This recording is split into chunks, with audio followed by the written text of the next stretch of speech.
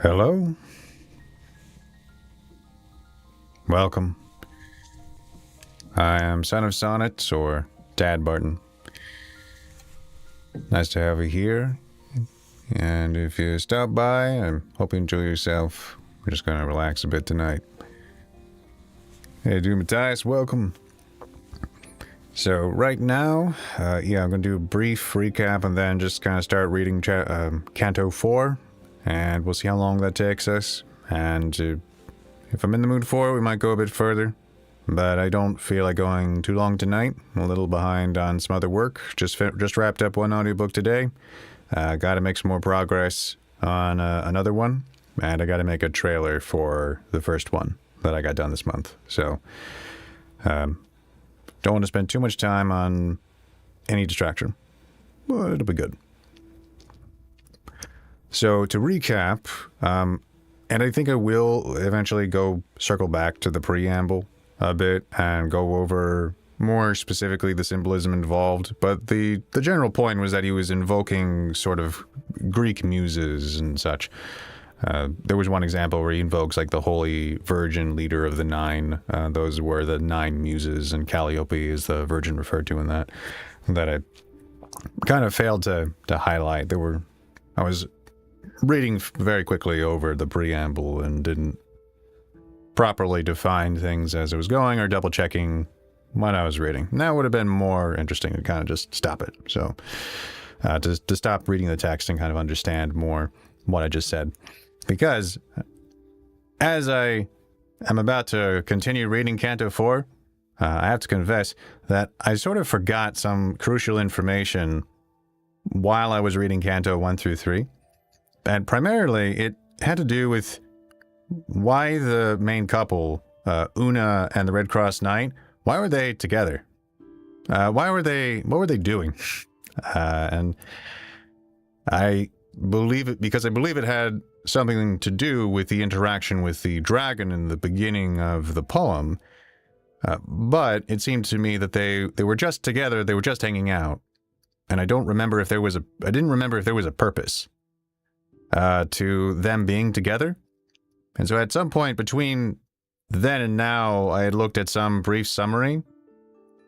And yeah, he was her bodyguard, essentially, is what I believe is the case. But I think he was, like, she's the princess of a kingdom, and he's a knight, he's the Red Cross Knight, and he's just her guard or protector. But why are they traveling together on like a dangerous adventure to begin with? Because she really shouldn't be on that. And I think presumably, based on the summary, it's ultimately that her kingdom is, supposedly, based on the summary I read, was that her kingdom is besieged by a monster, by a dragon, or whatever right now. And so that's why they're on the road, presumably. Now, I might be misinterpreting what I read, but it seems to me that based on that, they're kind of traveling or whatever because it's safer for her to be away from the kingdom, but he needs to go back, take her back to her home and free it from a dragon, presumably.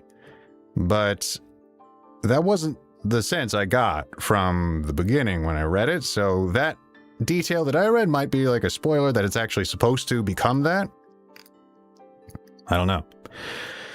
I will circle back and I will try to understand. But ultimately, they were traveling together. There was combat with a dragon. He also has a dwarf companion. And he takes out the clanker upstairs, nice to see you. And he defeats the main dragon, which, just as a nice reminder, it was just a gloriously disgusting monster. It was just I remember that fondly of how creatively, uniquely disgusting that dragon was. He defeats that monster, and then he's really just traveling with his dwarf companion and Una, and they encounter the Archmage, or Archimaggio, and a guy who is really just disguising himself constantly. And he's pretending to be a regular guy and giving them stay at his place for the night. And really just because he's an evil person and he detests the goodness of the protagonists, he tries to trick through means of causing one of his minions to shapeshift. He causes one of his minions to shapeshift into the form of Una, and he has his minion effectively have sex in the bushes.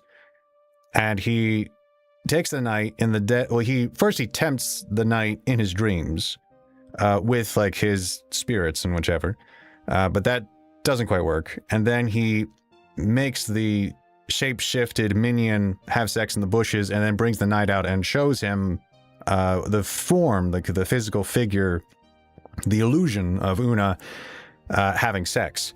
And this makes him furious, and the knight abandons his duty, his post, essentially as her guard, and leaves, because they obviously love each other, you know, and he felt like she had cheated on him, basically. So he kind of has a grievous fault, and he has a bit of a temper tantrum and skedaddles, even though it would be his knightly duty to still take care of her. And the witch has not yet come into the picture at that point in the story, so we have an archmage and we have a witch. And what happens is that while the princess, Una, is chasing after the Red Cross Knight, the Red Cross Knight encounters like a soldier who's like one of three brothers who's with a lady, and the lady seems troubled, and he tries to rescue the lady, and he basically defeats the man, and he dies. Then it turns out that, unbeknownst to the knight, the lady that was with this soldier, this warrior character, I forget his name, but I remember they have funny names. But the witch essentially is seducing the knight and taking him away to do something nefarious with him, presumably. And this is kind of revealed to us, the reader, as she's clearly a witch, because she brings him to basically a previous site where she committed villainy. And there were basically spirits in the form of people that were turned into trees that were her victims, that essentially told him the story of what happened. So meanwhile, Una is chasing after the knight. I believe she has a horse, but yes, she's chasing after him, and she stops for the night somewhere, and she's not able to be a protector, but the story has contrived nature's protection of her, like a divine intervention, as it were, with a lion that at first was going to attack her, but if I recall, it just became smitten with her beauty once it noticed how beautiful she was, and then became her protector during the journey. And it does so very violently by murdering people who are thankfully villains, incidentally, when that occurs. Because one time they stopped to sleep, and they just happened to sleep in a thief's hideout where he stores his stolen goods. And then he comes in while they're sleeping, and then the lion kills him. And while they're leaving that spot, and all this is kind of minutia, but while they're leaving there, the archmage catches up to her and then assumes the guise of the knight, who he wants to end, you know, presumably and then he's going to trick her in some way, you know. And she's happy that she seems to have found him. But then one of the brothers of the man that the Red Cross Knight fought swoops in and very comically just jousts the archmage and knocks him out immediately. Not quite jousts, but he basically just charges him and then smacks him unconscious right upon entering the scene. And it's just an amusing way of tying in the two plot lines together so far. And then the lion and the soldier fight, but the lion is temporarily defeated but not killed. And Una is kidnapped by this brother of the man that the Red Cross Knight killed, who both of them are villains. So the Red Cross Knight is in the hands of the witch right now, and Una is in the hands of this soldier. And I believe that is essentially all of the main plot beats right now. You guys can correct me if any of that was off, but this is a traditional story, so we're not expecting anything really terrible to happen to Una. It's not, we don't want that like a bad thing to happen, like what's sort of implied what could theoretically happen to her by this evil man is not going to happen, but like theoretically that's sort of in the air. And it just wouldn't really serve the purpose of the story for that to happen to her anyway. So at some point, we're expecting her to get rescued, and we're expecting something to happen with the knight, with him either confronting the witch or being snapped out of her illusions. And that's about it. Let me drink some water a second here.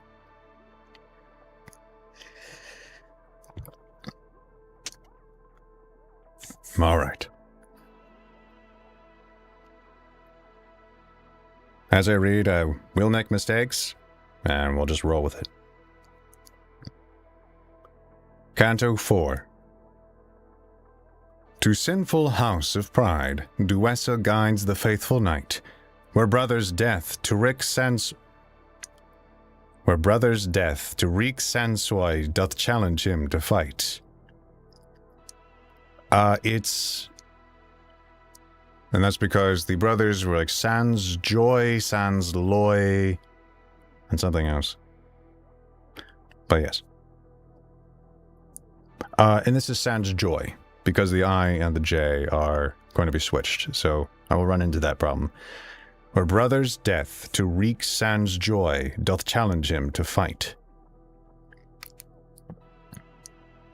Young knight, whate'er that dost arms profess, and through long labours huntest after fame, beware of fraud, beware of fickleness, in choice and change of thy dear loved dame. Least thou of her believe... Oh, let me make this visible for you guys. There we go. Young knight, whatever that dost arms profess, and through long labours huntest after fame, beware of fraud, beware of fickleness, in choice and change of thy dear loved dame. Least thou of her believe too lightly blame, and rash misweening doe thy heart remove. For unto knight there is no greater shame than lightness and inconstancy in love. That doth this Red Cross knight in sample plainly prove.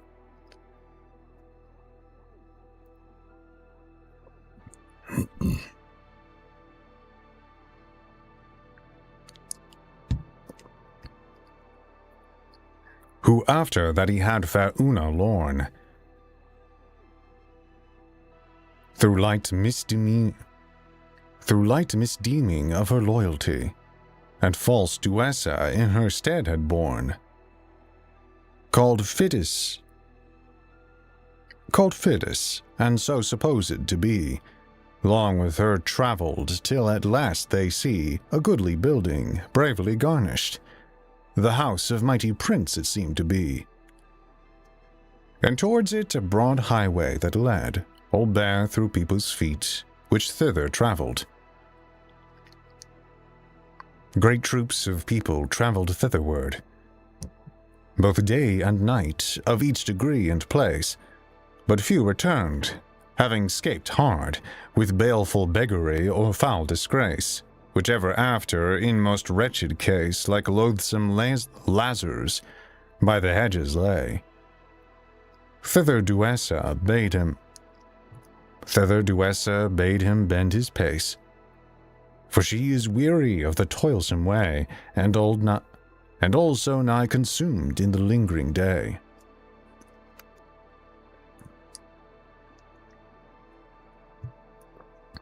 A stately palace built of squared brick, which cunningly was without mortar laid, whose walls were high, but nothing strong nor thick, and golden foil all over them displayed. That purest sky with brightness they dismayed. High lifted up were many lofty towers, and goodly galleries far overlaid, full of fair windows and delightful bowers, and on the top a dial told the timely hours. And on the top a dial told the timely hours. It was a goodly heap for to behold, and spake the praises of the workman's wit. But full great pity that so fair a mould did on so weak foundation ever sit. For on a sandy hill that still did flit and fall away, it mounted was full high, that every breath of heaven shaked it, and all the hinder parts that few could spy were ruinous and old, but painted cunningly. Arrived there they passed in forthright,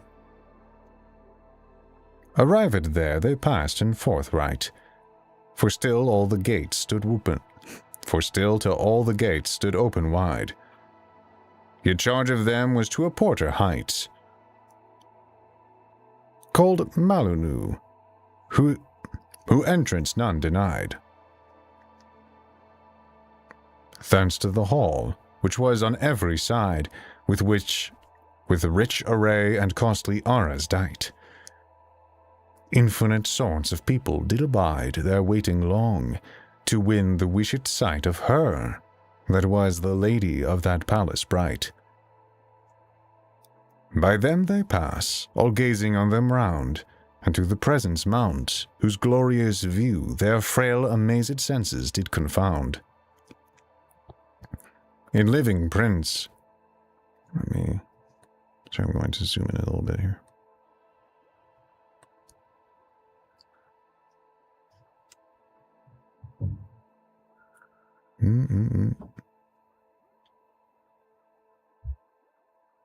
Oh, I think sorry, I messed something up.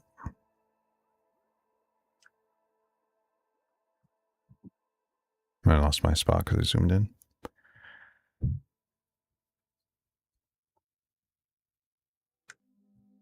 And Lady of the Palace bright. By them they pass, all gazing on them round, and to the present mount, whose glorious view their frail amazed senses did confound. In living princes court none ever knew such endless riches and so sumptuous shew. Nay, Persia's self the course of pompous pride like ever saw, and there a noble crew of lords and ladies stood on every side, which with their presence fair the place much beautified.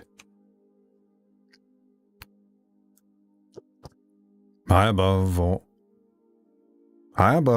a cloud of state was spread, and a rich throne, as bright as sunny day, on which there sate, most brave embellished, with royal robe and gorgeous array, a maiden queen, that shone as Titan's ray, in glistering gold and peerless prettiest stone.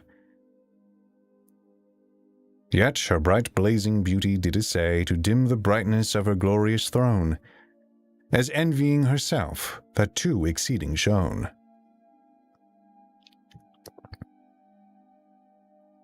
Yeah, I am getting that vibe of political hostage. Exceeding shone like Phoebus' fairest child, that did presume his father's fiery wain, and flaming mouths of steeds unwonted wild, through highest heaven with weaker hands to reign. Proud of such glory and advancement vain, while flashing beams do daze his feeble eyne, He leaves the welkin way most beaten plain, and wrapped with whirling wheels, inflames the skine, with fire not made to burn, but fairly for to shine.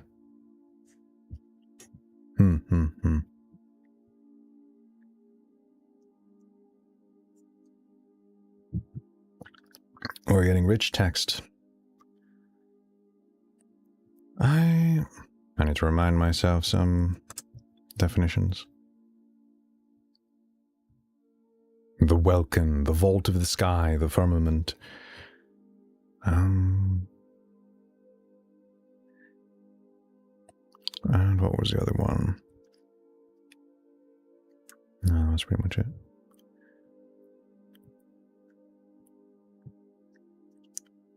So proud she shined in her princely state, looking to heaven, for earth she did disdain, and sitting high, for lowly she did hate. Lo, underneath her scornful feet was lain a dreadful dragon with an hideous train, and in her hand she held a mirror bright, wherein her face she often viewed fain. And in her self-loved semblance took delight, for she was wondrous fair as any living wight.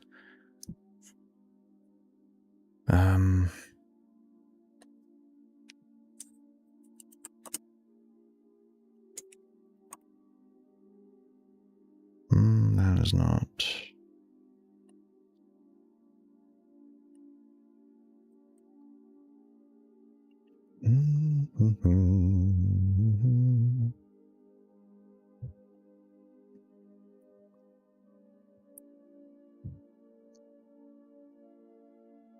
Sorry. Wanted to look up a definition.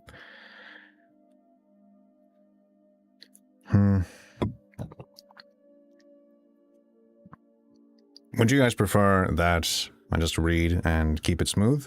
Or would you like us to pause and kind of look over the meaning of each different stanza as we pass them by?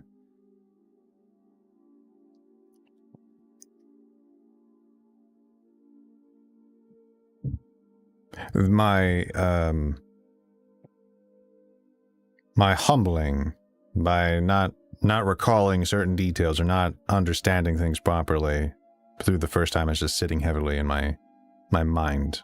But I also kind of prefer to have a more smooth night in terms of presentation.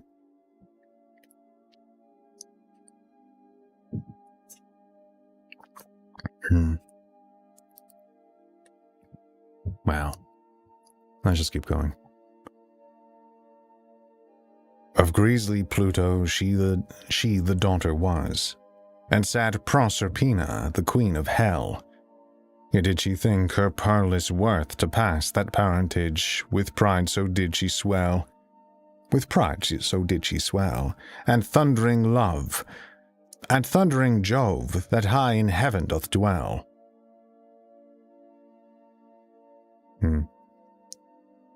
And thundering Jove that high in heaven doth dwell, and wield the world she claimed for her sire. Or if that any else did Jove excel, for to the highest she did still aspire. Or if aught higher were than that, did it desire.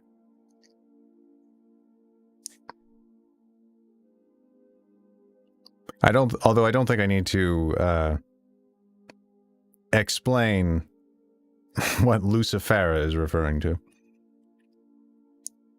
And proud Lucifera men did her call, that made herself a queen and crowned to be, yet rightful kingdom she had none at all, ne heritage of native sovereignty, but did usurp with wrong and tyranny upon the scepter, which she now did hold.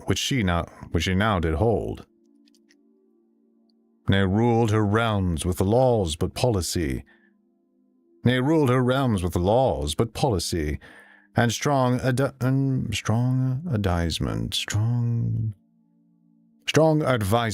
of 6 wizards old, that with their counsels bade her kingdom did uphold. Soon as the elfin knight in presence came, and false Duessa, seeming lady fair, A gentle husher, Vanity by name, made Rome and passage for them did prepare. So goodly brought them to the lowest stair of her high throne, where they on humble knee making obeisance, did the cause declare, why they were come, her royal state to see, to prove the wide report of her great majesty. So as I am interpreting, the witch has effectively brought him to bow before Lucifer. Or a woman representing Lucifer. With the lofty eyes, half loth to look so low, she thanked them in her disdainful wise. Ne other grace vouchsafed them to show, of princess worthy, scarce them bade arise.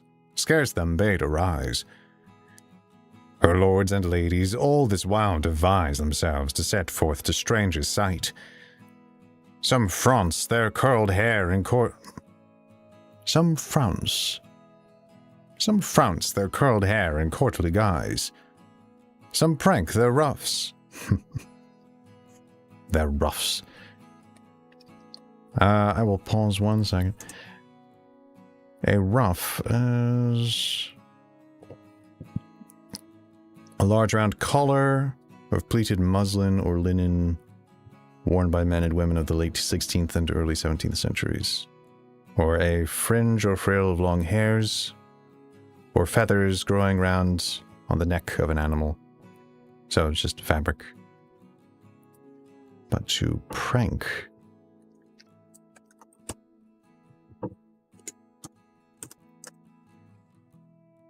I wonder if it does seem like prank, so I'm curious. Well, they're just playing. They're playing with the fabric of their clothes.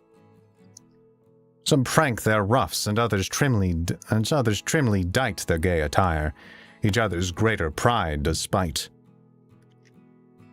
So they're proudly mocking each other's clothing, or etc. Yeah, they're proudly mocking other people's clothing. But flounce is a nice word. I think it might be flounce. To flounce is to move with exaggerated, jerky, or bouncy motions. Also to move so as to draw attention to oneself, which would make sense with here. So to flounce. To flounce their curled hair. Some prank their ruffs, and other trimly dight their gay attire. To dight. To dight is to dress or adorn. To dight is to dress or adorn. Okay. Trimly dight their gay attire. Each other's greater pride does spite. Goodly they all that night do entertain. So all these lords and pompous people are entertaining tonight. Anyway. Goodly they all that night do entertain. Right glad with them to have increased their crew. But you duess, each one himself did pain all kindness and fair courtesy to show. For in that court, Willem. For in that court, Willem her well they knew. Willem.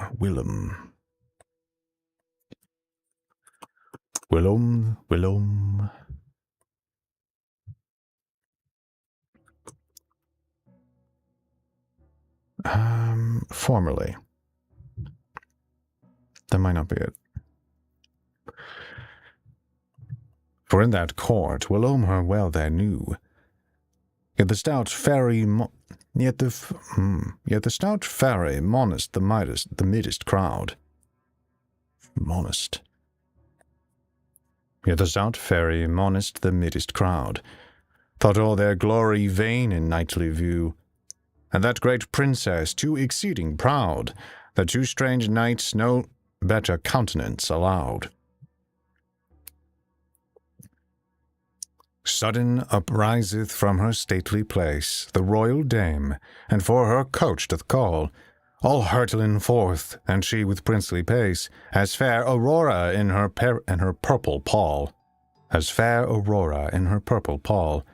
Out of the east the dawning day doth call, so forth she comes, her brightness broad doth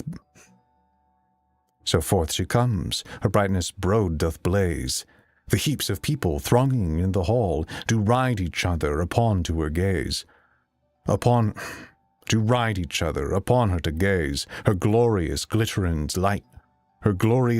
light doth all men's eyes amaze. Sorry guys, I'm trudging through.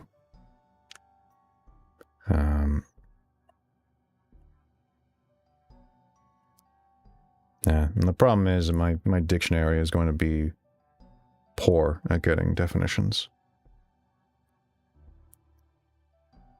Just because of old spelling. It's not going to keep track of that. But anyway. So forth she comes, and to her coach does climb, adorned all with gold and garlands gay, that seemed as fresh as Flora in her prime, and strove to match in royal rich array.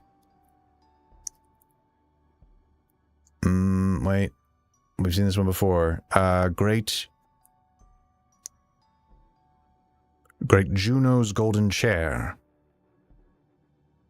Is that it? Great Juno's golden chair, the which they say the gods stand gazing on, when she does ride to Jove's high house through heaven's brass-paved way, drawn of fair peacocks that excel in pride, and full of Argus eyes their tails dispreading wide. But this was drawn of six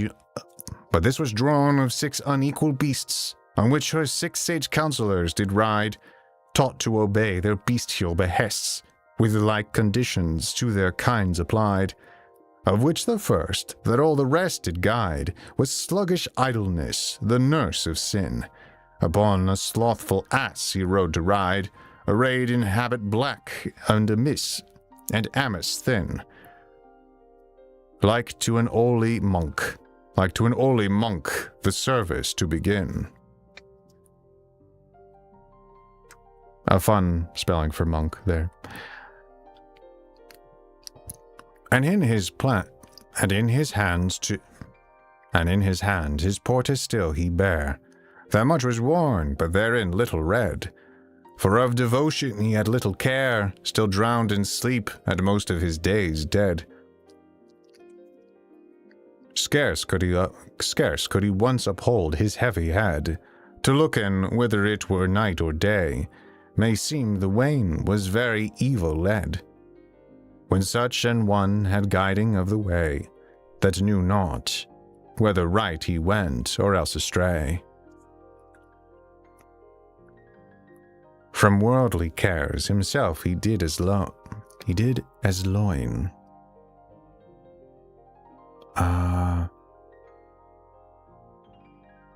Is it supposed to be enjoin? No. From worldly cares himself he did as loin. I am curious. As loin. 1 second, friends. That's a fun word. What is... Okay, so a loin. A loin. Not as loin. But a loin would be to remove oneself, to retire, if I'm reading that right. So...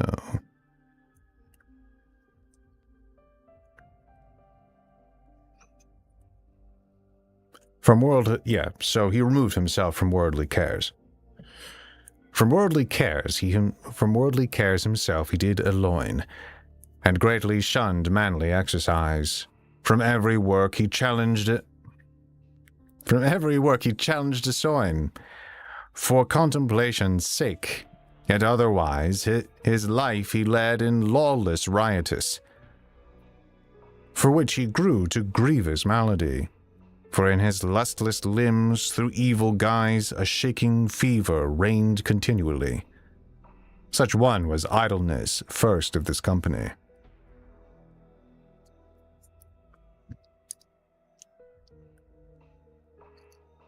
And since there are 6 of them, there are probably going to be like 6 more stanzas just describing each member of this group. Let me see. Alright, so Eloin was to remove Esoin, though, I'm curious about.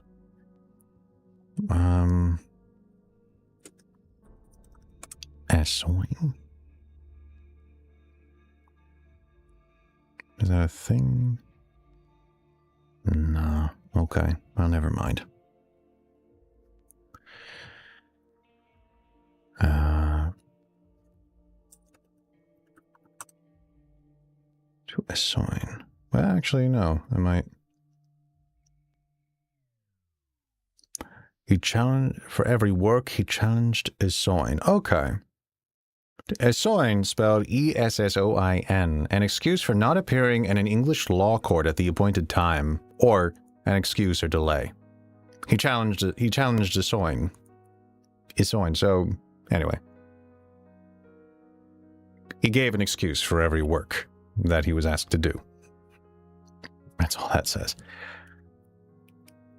All right. And by his side rode loathsome Gluttony, deformed creature on a filthy swine. His belly was upblown with luxury, and eke with fatness swollen were his eyne. And like a crane his neck was long and fine, with which he swallowed up excessive feast. For want whereof poor people oft did pine, and all the way, most like a brutish beast, he spied up his gorge. He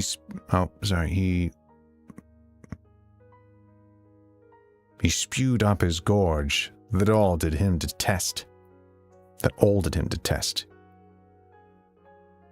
Spewed up or spat up? Spewed up his gorge, that all did him detest. I like this imagery, though. He ate them up. That sounds right. He ate them all up. Yeah,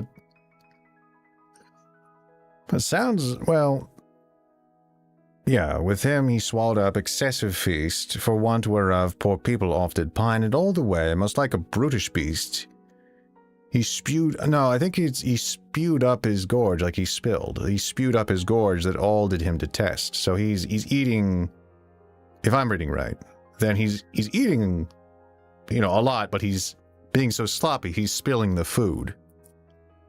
He spewed up his gorge, so like my gorge rises means I'm going to vomit, So I like this depiction of gluttony, though, with like the curiously, like the grossness of the very thin neck, and very thin and long neck, like an ostrich sort of thing. That's a nice touch. In green vine leaves, he was right filthy. Sorry. In green vine leaves, he was right fitly clad, for other clothes he could not wear for heat, and on his head an ivy garland, and on his head an ivy garland had, from under which fast trickled down the sweat. Still as he rode, he somewhat still did eat, and in his hand did bear a boozing can, of which he supped so oft that on his seat, his drunken course, he scarce upholden can. And shape and life more like a monster than a man. Yeah, very visceral, beastly. Unfit he was for any worldly thing, and eke, we're spending a lot of time on gluttony. Unfit he was for any worldly thing, and eke unable once to stir or go. Not meet to be of counsel to a king, whose mind in meat and drink was drowned so. that from his friend he seldom knew his foe. Full of diseases was his carcass blue, and a dry dropsy through his flesh did flow, which by misdiet daily greater grew. Such one was Gluttony, the second of that crew. And next to him rode lustful Lechery, upon a bearded goat, whose rugged hair and wally eyes, the sign of jealousy, was like the person's self, whom he did bear, who rough and black and filthy did appear, unseemly man to please fair lady's eye. Yet he of ladies oft was loved dear. When fairer faces were bid standing by, oh, who does know the bent of women's fantasy?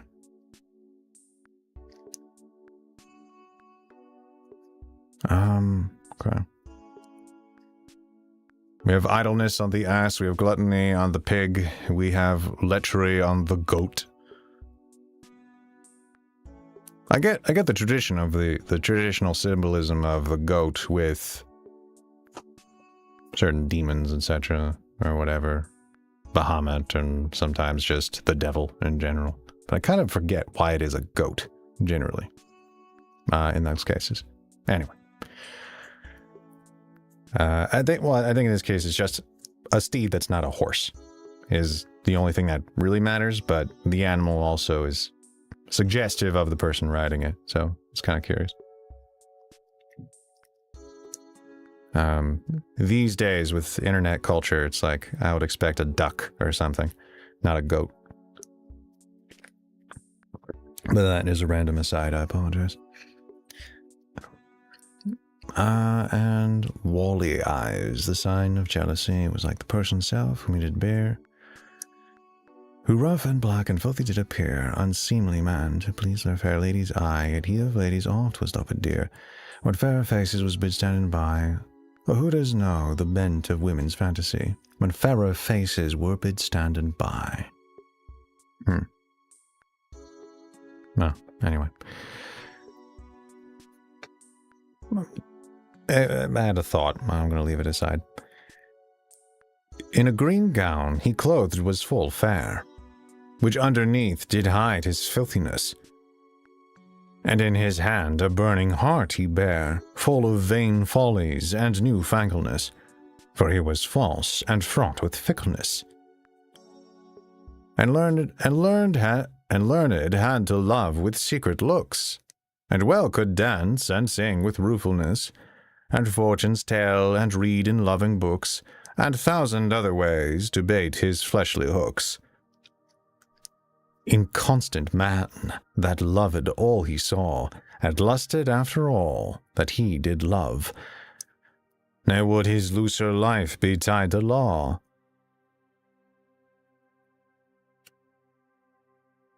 but joyed weak women's hearts to tempt and prove if from their loyal loves he might then move. Which lewdness filled him with reproachful pain of that foul evil which all men reprove, that rots the marrow and consumes the brain. Such one was Lechery, the third of all this train. And greedy avarice by him did ride, upon a camel loaden all with gold. I'd say laden, upon a camel loaden all with gold, 2 iron coffers hung on either side, with precious metal full, as they might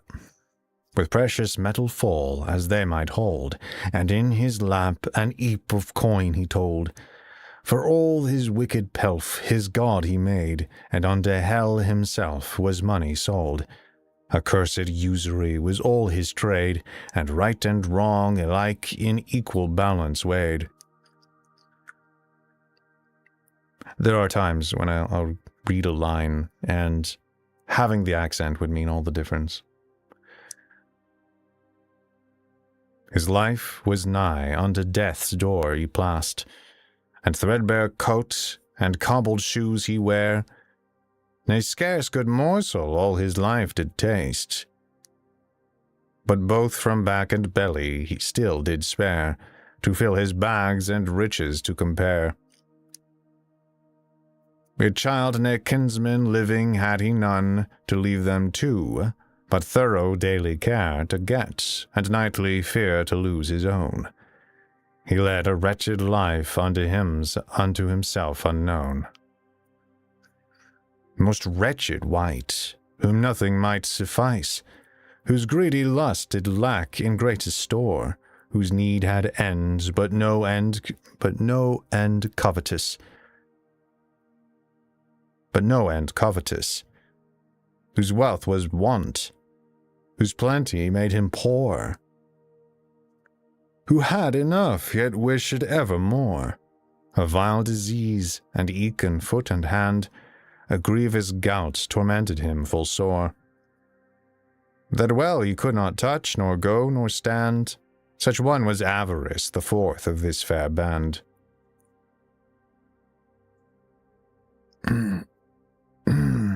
Sorry. Spencer was so real for that. Well, sorry, bad memory. What were you referring to? All right. The animals are still appropriate. The camel. Like for this. Lechery.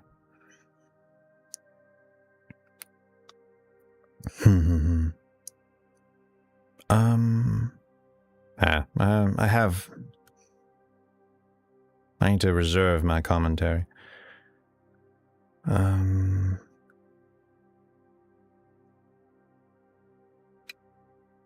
All right, so then we're done with Avarice. And next to him malicious Envy rode upon a ravenous wolf, and still did chaw between his cankered teeth a venomous toad, that all the poison ran about his chaw, but inwardly he chawed his own maw at neighbours' wealth, that made him ever sad, for death it was, when any good he saw, and wept that cause of weeping none he had. But when he heard of harm, he waxed wondrous glad.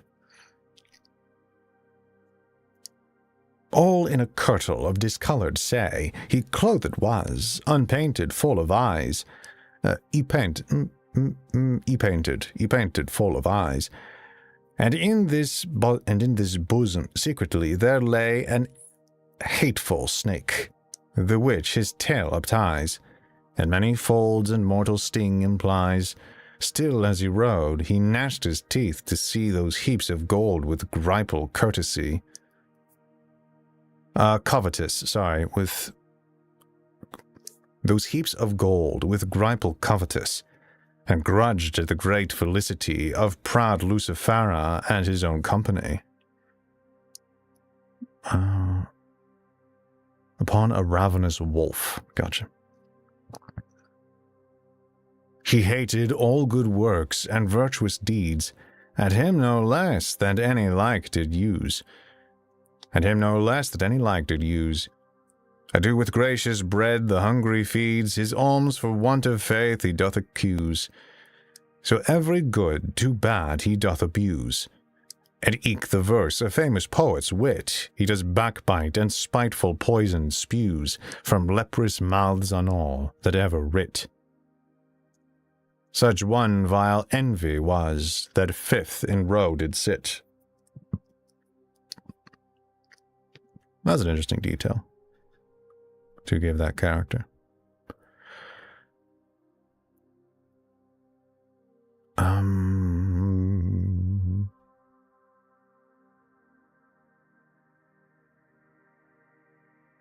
Every good. Well, I'll make sure I understand it. And eke the verse of famous poet's wit, he does backbite and spiteful poison spews from leprous mouths and on all. I think backbite is, retort is what I think, but to say mean or spiteful things about a person. Oh, okay, never mind. I was interpreting that for a second as to say he reads, that he is literate and uses the words in a deceitful way or something. Like uses the words of poets in a deceitful way. But no, he just scorns poets. Scorns poets' wit. Gotcha.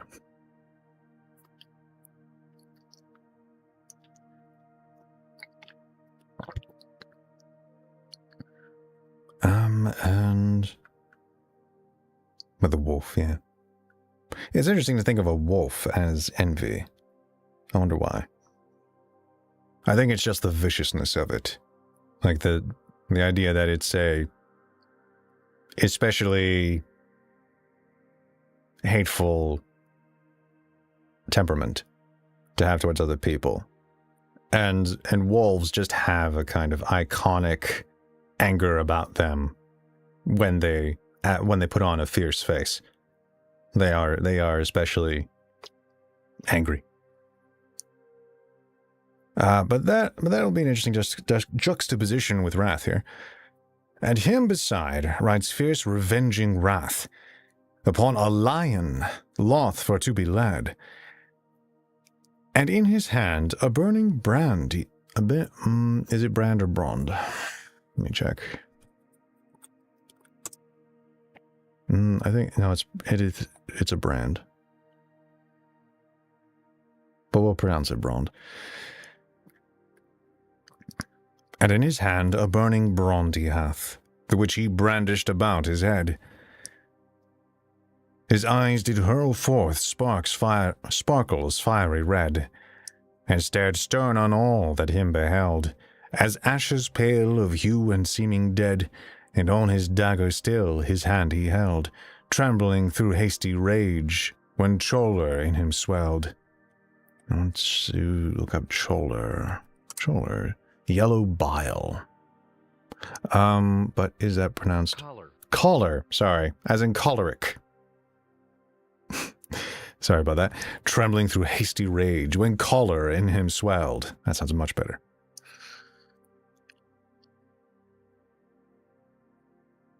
His roughen raiment was stained with blood, which he had spilt, and all to rags he rent. Through unadvised rashness, waxen wood. For all his hands he had no government, ne cared for blood in his avengement. But when the furious fit was overpast, his cruel facts he often would repent. Yet wilful men he never would forecast, how many mischievous should ensue his heedless haste. Full many mischiefs follow cruel wrath, abhorred bloodshed and tumultuous strife, unmanly murder and unthrifty scathe. Scathe is... No. Don't... Scathe would probably... Oh, just harm or injury. Scathe is S-C-A-T-H-E. Scathe. As in literally to scathe. Unscathed. Sorry.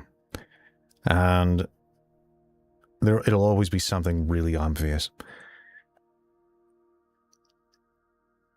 Unmanly murder and unthrifty scathe. Bitter despite, with rancor's rusty knife, and fretting grief the enemy of life. All these and many evils mo haunt ire. The swelling spleen and frenzy raging fire, the shaking palsy and St. Francis fire, such one was wrath, the last of this ungodly tire.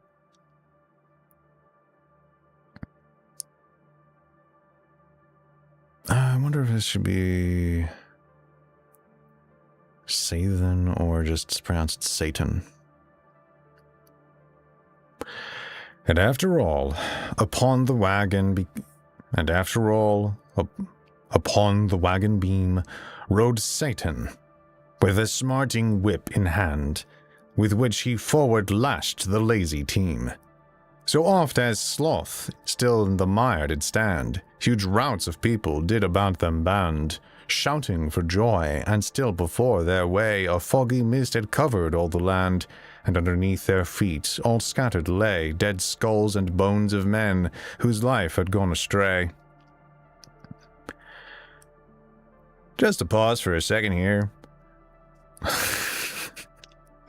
The imagery of this is so horrifying. I'm going to find it very hard to believe if the knight saw that and does not come to his senses. Or I'm going to have to assume he did not see that.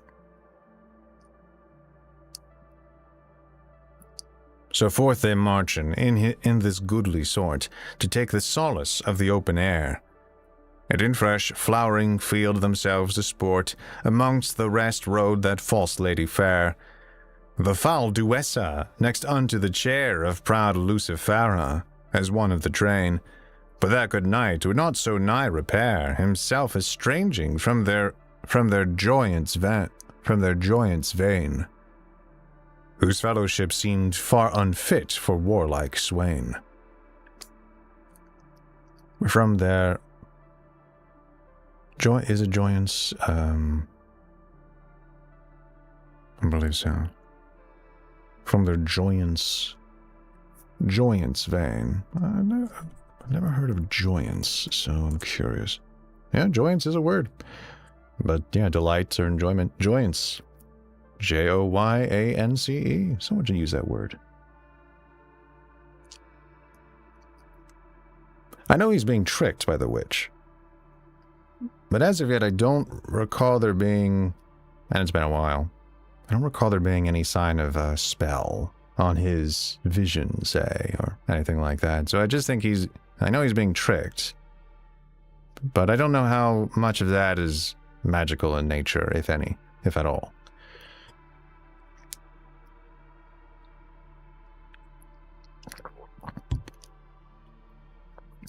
So having solaced themselves a space, with pleasance of the breathing fields he fed, they back returned to the princely place, whereas an errant knight in arms he clad. Whereas an errant knight in arms he clad. Whereas an errant knight in arms he clad, and heathenish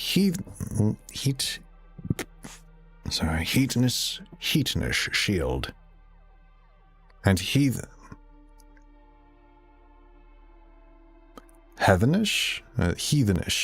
okay, and heathenish shield, wherein with letters red was writ sans joy, they knew arrived find, inflamed with fury and fire's hardy head, he seemed in heart to harbor thoughts unkind, and nourish bloody vengeance in his bitter mind. Alright. What just happened?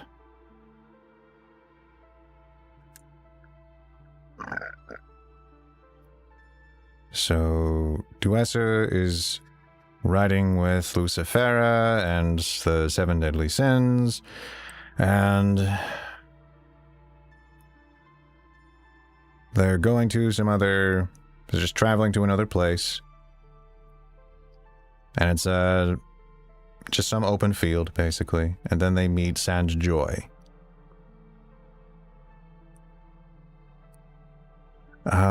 They go, oh wait, are they going to where, no, sorry, and Sans Joy arrives, effectively, where they are. Okay. When the shamed shield of slain Sans Foy he spied with that same fiery champion's page, bewraying him, that did of late destroy his eldest brother, burning all with rage, he to him leapt, and that same envious gauge of victor's glory from him snatched away. But the elfin knight, which awed that warlike wage, disdained to lose the meed he won in fray, and him recountering fierce, rescued the noble prey. Okay, so the Red Cross Knight has a shield, has an item from the man that he fought. And so Sandsjoy identifies him because of that, and so picks a fight with him. Because now he's found his brother's killer. Although I forget if Sandsjoy is the one that kidnapped Una. Because there are 3 brothers, and one's dead. I think this is the spare. I think this is not the one who kidnapped Una. If I recall.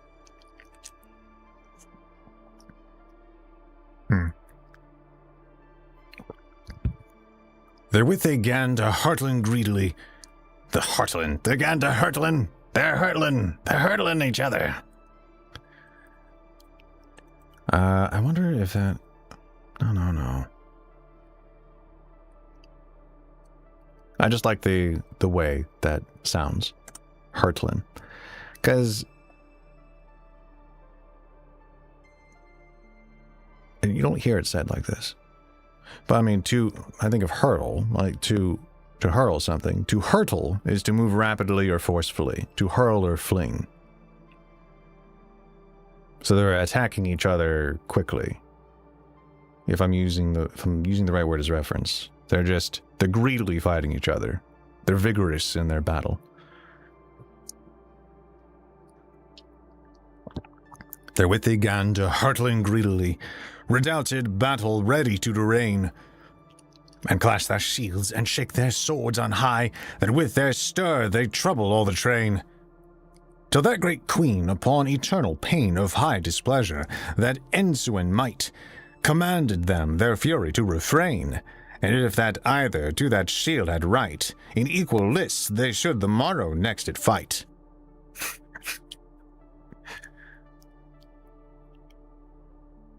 Ah, dearest dame, quoth then the Paynim bold. Ah, dearest dame, quoth then the Paynim bold, pardon the error of enraged wight, whom great grief made forget the reins to hold of reason's rule, to see this recreant knight, no knight but treacher full of false despite and shameful treason, who through guile hath slain the prowest knights that e'er field did fight, even stout Sans Foy. But who can then refrain? Whose shield he bears renursed. Is it renursed? I'm curious. Let me see. Open in split to view. Renversed.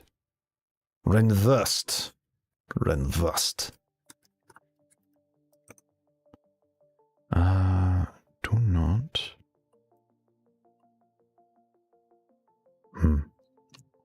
That's alright. And renversed. The more to heap disdain. And to augment the glory of his guile, his dearest love, the fairest Fidessa law, is there possessed of the traitor vile, who reaps the harvest sown by his foe, sown in bloody field and bought with woe, that brother's hands shall dearly well requite. So be, O queen, you equal favour show. Him little answered the angry elfin knight. Him little answered the angry elfin knight. He never meant with words, but swords to plead his right. There's some kind of... I don't think it's intentional. There's some kind of dramatic irony of 2 men wanting to kill each other and Lucifer, of all people, not having time for it.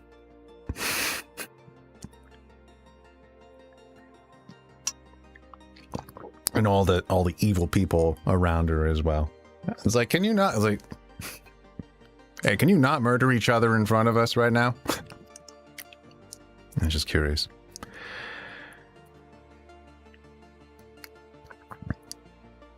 It's just kind of funny.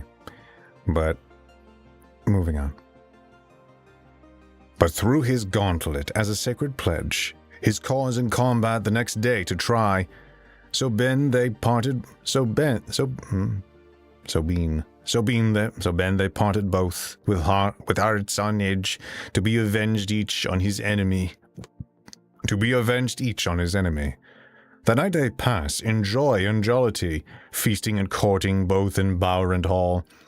For steward was excessive gluttony, that of his plenty poured forth to all.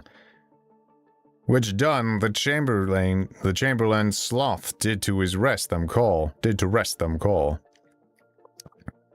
Now when as darksome night had all displayed his coal-black curtain over brightest sky, the warlike youths on dainty couches laid, did chase away sweet sleep from sluggish eye, to muse on means of hoped victory. For when as Morpheus had with leaden mace arrested all that courtly company, uprose Duessa from her resting place, and to the Paynim's lodging comes with silent pace. When broad awake she finds, in troublous fit, forecasting how his foe he might annoy, and him amoves with speeches seeming fit, a dear sans joy, next dearest to sans foy, cause of my new grief, cause of my new joy. Joyous to see his image in mine eye, and grieved to think how foe did him destroy, that was the flower of grace and chivalry. Lo, his Fidessa, to thy secret faith I fly. And I missed that was a character speaking, but the only indication was really the colon here. But dear sans joy. Anyway. With gentle words he can her fairly greet, and bade say on the secret of her heart. Then sighing soft, I learned that little sweet of temper it is, quoth she, with muchel smart.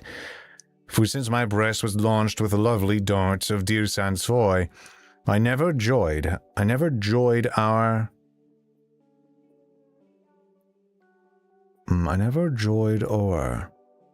Is it Howre? I forget. Hower or whore.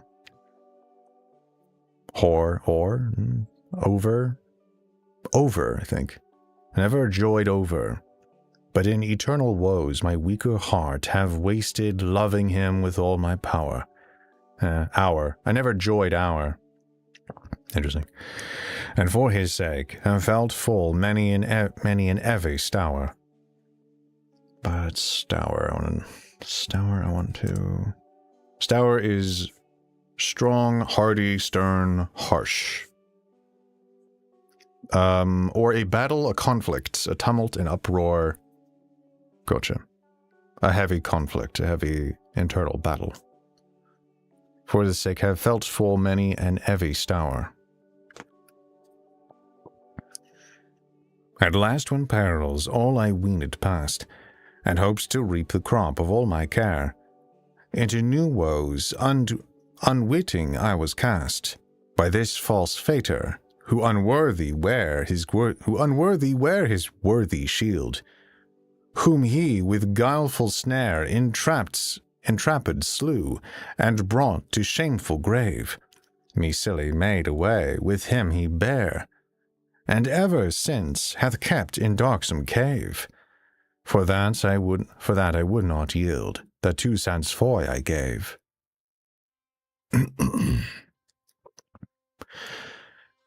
So the witch has snuck out during the night to sans joy,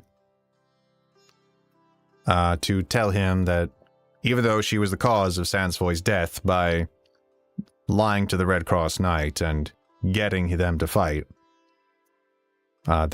she's saying that she was not to blame, and she's manipulating him effectively.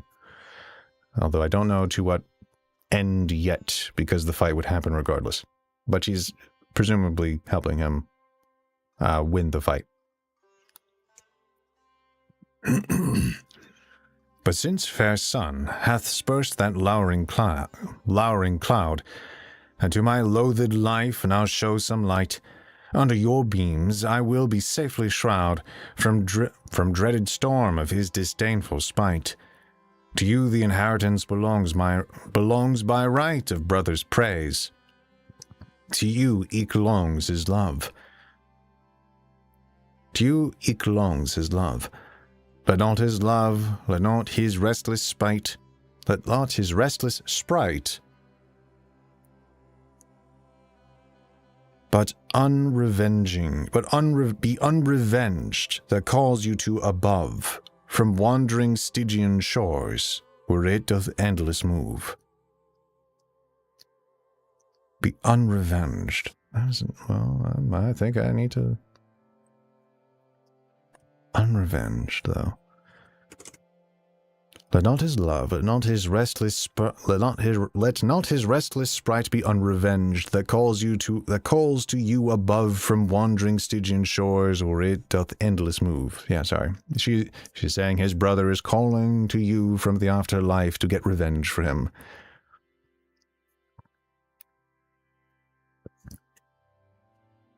Thereto, said he.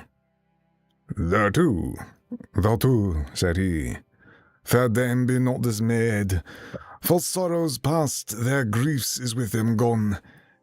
Nay, yet of present peril be afraid, for needless fear did never vantage none, and helpless hap, it booteth not to moan. Dead is sans voy, his vital pains are past. Though grieved ghost for vengeance deep to groan, he lives that shall him pay his duties last. And guilty elfin blood shall sacrifice in haste. Oh, but I fear the fickle freaks. Quoth she. A fortune false, and odds of arms in field. Why, dame, quoth he, what odds can ever be? We're both do fight alike to win or yield. Yea, but, quoth she, he bears a charmed shield, and eke enchanted arms that none can pierce. Nay, none can wound the man that does them wield.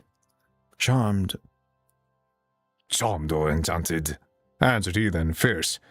I know it wreck, nay, you the like need to rehearse. I know it wreck, no, you the like need to rehearse.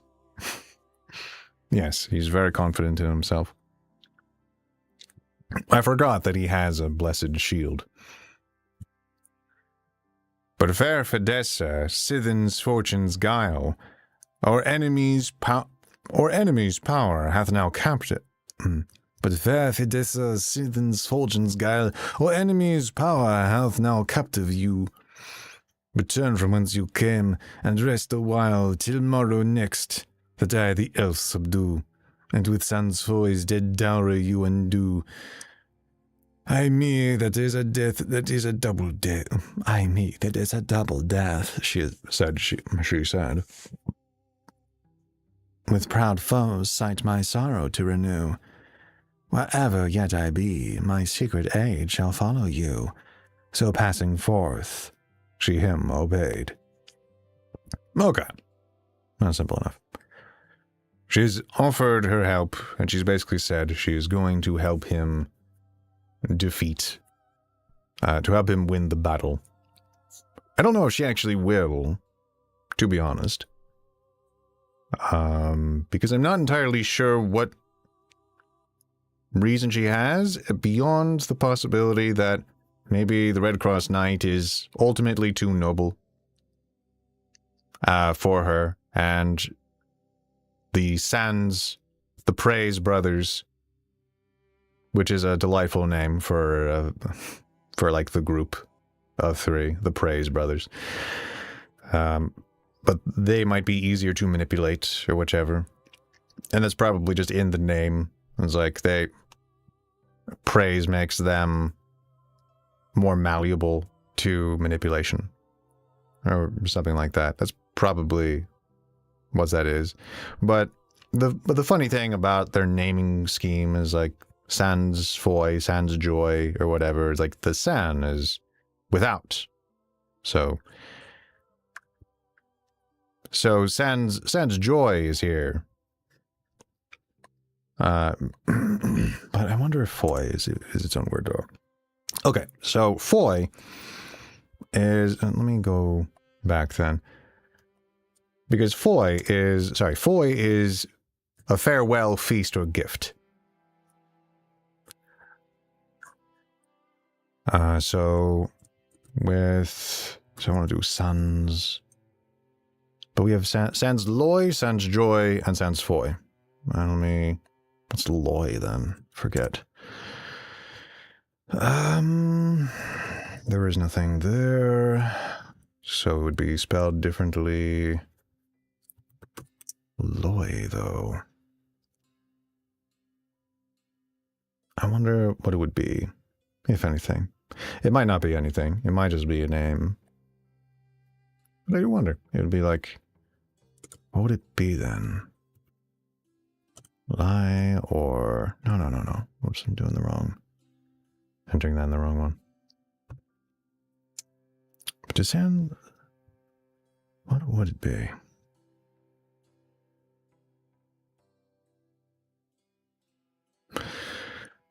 Well, it's like without farewell, without happiness. That's interesting. I think if there's a puzzle there, I'm lacking a definition or I'm overthinking it. Which is possible. But that is Canto 4. So it has been 1 hour and 20 minutes. And we have achieved our goal for today. That said, we can either be concise and just kind of wrap it up here, or we can chat, or I can kind of just get started on that audiobook trailer I mentioned, and just see about making it. If you guys want to hang out for that. But otherwise, it might be a good idea to call it a night. And just kind of try to get the next... Let tomorrow be its own productive day, and just kind of let these units of time be what they are, and let the stream kind of have its topic. And not divert. Yeah, I don't know. You can let me know. Now, funny enough, how long has the music been stopped? Or is it just really quiet right now?